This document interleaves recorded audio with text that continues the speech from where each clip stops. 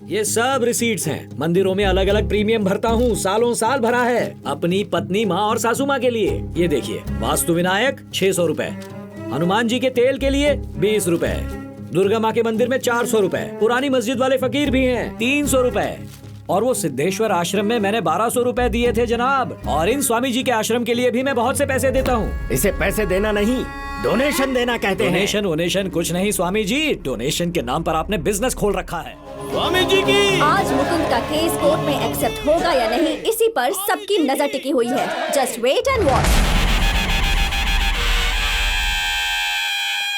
मैं आपसे विनती करती हूँ, एक बार जरा फिर से सोच लो। मैंने अच्छी तरह सोच समझकर फैसला किया है।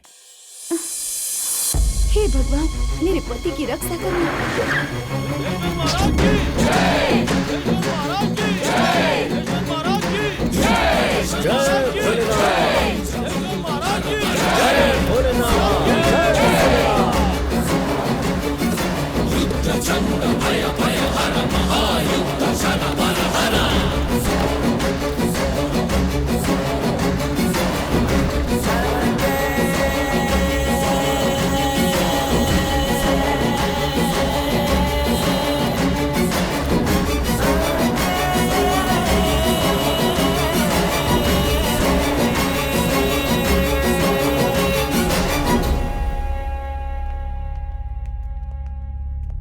अरे आप यहाँ कैसे? अब्बू ने भेजा है, ये आप पहन लीजिए। क्यों भाई, इंश्योरेंस? तुम्हारा टाइम कैसा है? रोलेक्स का? नॉनसेंस। हमारे भक्तों को भड़काने वाला मूर्ख यही है। खुद को प्रभु कहने वाला मूर्ख ये है। अरे खड़े हो जाओ गुरुजी।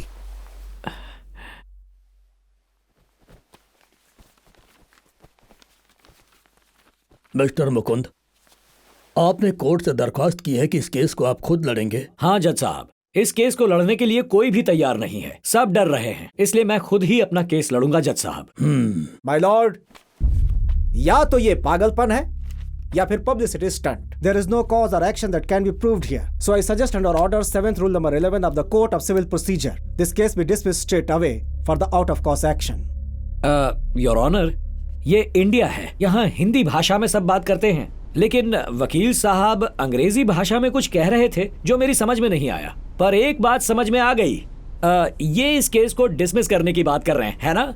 करेक्ट। मैं भी यही चाहता हूँ जज साहब। ये सब कोर्ट, ऑफेंस, डिफेंस, मैं ये सब झंझट में नहीं पड़ना चाहता। ऊपर वाला है या नहीं है, एक है या चार हैं, मुझे इस झंझट में नहीं पड़ना। लेकिन वो इंश्योरेंस कंपनी वाला कह रहा है कि भगवान है, जो भी होता है सब भगवान करता है, उसे एक्ट ऑफ गॉड कहता है। तो ऊपर वाले ने मेरा नुकसान किया है, वो आकर मेरा नुकसान भर दे, बस केस खत्म। भगवान तुम्हारे समक्ष कैसे आएगा, मूर्ख कहीं का। स्वामी जी प्लीज, आपको जो कुछ भी कहना है विटनेस बॉक्स में आकर कहिए। कोर्ट की मर्यादा भंग मत कीजिए। This is contempt of court.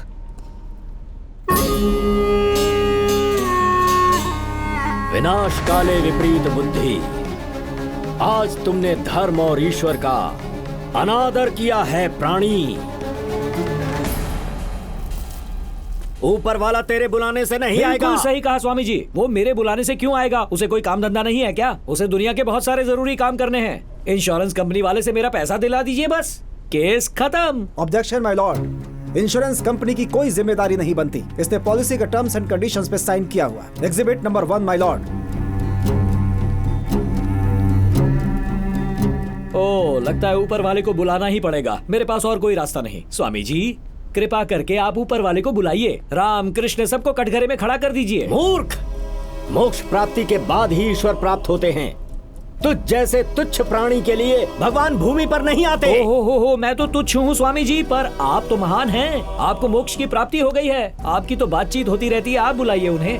आपका ऊपर वाला कोर्ट में नहीं आ सकता, तो मेरा पैसा दिला के केस खत्म कर दीजिए। हाँ, मैं कंसेशन देने को भी तैयार हूँ।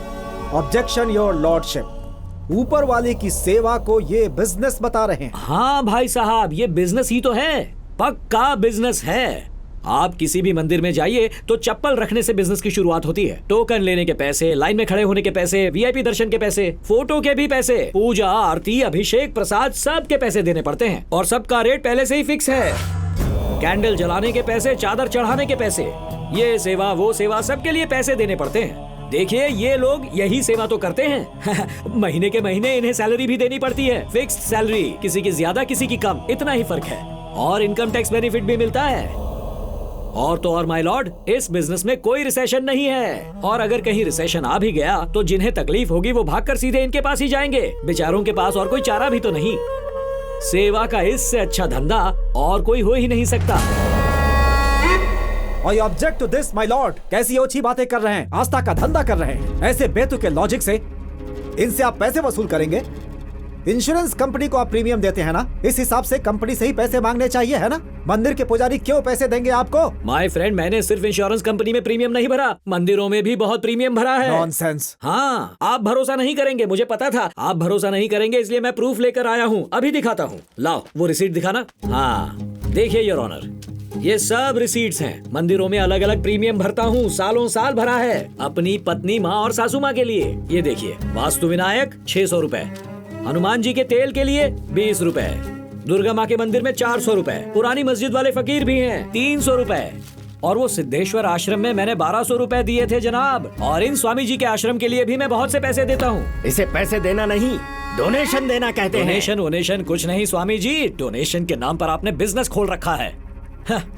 योर ऑनर, मेरी सासू माँ की तबीयत ठीक नहीं थी, हमने 2000 रुपए इनके आश्रम में दिए थे, पर वो ठीक नहीं हुई। आखिर में हो गई, पर इनसे 1 रुपया भी रिफंड नहीं मिला मुझे।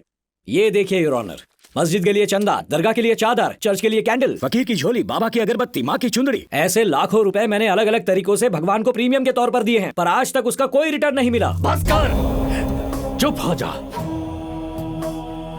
मूर्ख प्राणी, जिसे तू दुकान कह रहा है उसे देवस्थान कहते हैं, मंदिर कहते हैं। अपने घर की शांति और परिवार की सुरक्षा के लिए लोग स्वेच्छा से दान देते हैं। हम भी परिवार के साथ पूजा करने मंदिर जाते हैं, तमाशा करने नहीं जाते स्वामी जी। लेकिन आपके भगवान ने मेरी दुकान में आकर मेरी पूरी शांति खत्म कर दी। उस ऊपर वाले ने ही हमें बर्बाद किया है, तो वो ऊपर वाला ही हमें पैसे देगा। मिस्टर मुकुंद, आपका नुकसान ऊपर वाले ने किया है ना, तो उन्हीं से पैसे मांगो। इन लोगों को क्यों परेशान कर रहे हैं आप? वकील साहब, आप अपने मोबाइल में कौन सा सिम कार्ड यूज करते हो? जियो।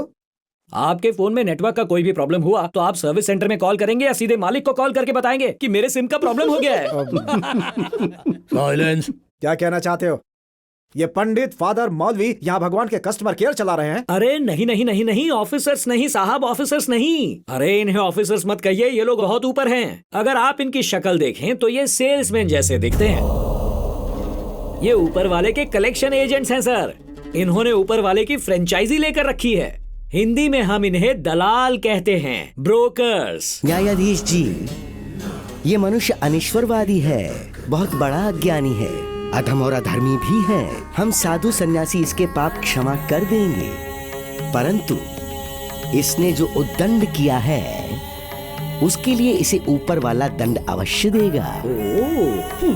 बेटा, ईश्वर के विरुद्ध दुष्प्रचार किया है तुमने, इसलिए तुम्हारे घर की शांति भंग हो जाएगी। माते, आप मुझ पर रहम कर रही हैं या विश्व रूप धारण करके आप मुझे धमकी दे रही, ये पता नहीं चल रहा। आप बस मुझे मेरे पैसे दिलवा दीजिए, ये केस यहीं खत्म हो जाएगा। माय लॉर्ड, काफी तमाशा हो गया। एविडेंस के नाम पे ये रिसीट्स हैं, उससे ये क्या प्रूव करेंगे? मेरे क्लाइंट और भगवान के बीच कोई लीगल एग्रीमेंट साइन नहीं हुआ है। इनके दलील बेमानी है और बचकानी है माय लॉर्ड। एक छोटी चिल्लर सी बात के लिए भगवान पर केस कर दिया है। ये चिल्लर की बात है, ये छोटी सी बात है योर ऑनर, ये कोई छोटी बात नहीं है। बचपन में मेरे पिताजी गुजर गए थे, तब भी आंखों से एक आंसू तक नहीं बहा, क्योंकि जीवन जीने के लिए मेरे पास एक दुकान थी। अब वो भी चली गई। पिताजी के जाने से ज्यादा मुझे दुकान जाने का दुख है माय लॉर्ड, क्योंकि वो दुकान ही मेरा सब कुछ थी। मेरा घर, परिवार, बीवी, बच्चे सब इस दुकान पे ही पलते थे। एक एक पैसा जोड़कर मैंने ये दुकान खड़ी की थी। अब वहां पर बस खाली जगह है और उस जगह को कोई खरीदने वाला भी नहीं मिल रहा। ये मंदिर के लोग कहते हैं कि तुमने शुद्धि के नाम पर दान हमें दिया है। ये इंश्योरेंस कंपनी वाले कह रहे हैं कि तुमने हर महीने मुझे प्रीमियम दिया है। मैंने दान भी दिया था, प्रीमियम भी भरा था। अब अगर दोनों हाथ उठा लेंगे तो मैं कहां जाऊंगा माय लॉर्ड?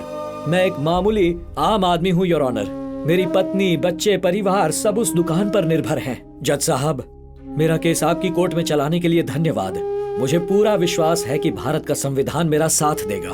कृपा कीजिए योर ऑनर।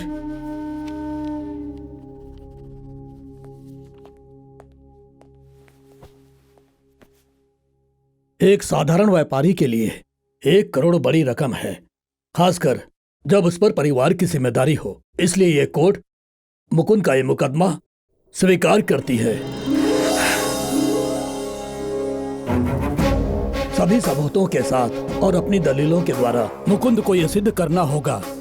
फिर उसके बाद ये अदालत ये फैसला करेगी कि ये क्लेम मिलेगा या नहीं, और इस बात का भी फैसला हो जाएगा कि मुकुंद को इंश्योरेंस कंपनी वाले पैसे देंगे या धर्मस्थलों के प्रमुख। The court is adjourn for the day.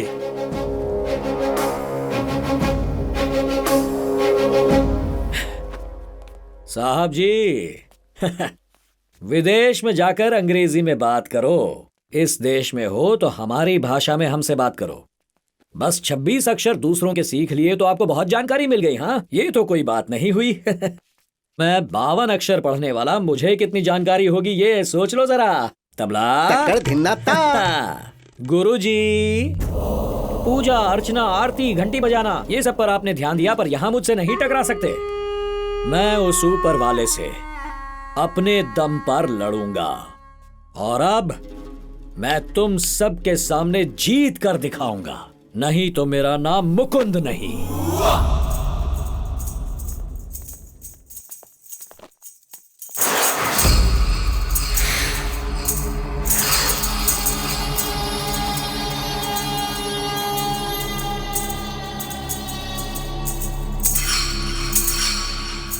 ये सरकारी परिसर है, यहाँ तुम सुरक्षित हो ये हम जानते हैं। बिना विघ्न तुम यहाँ से निकल पाओगे, पर जाने के बाद इन भक्तों से कैसे बचोगे?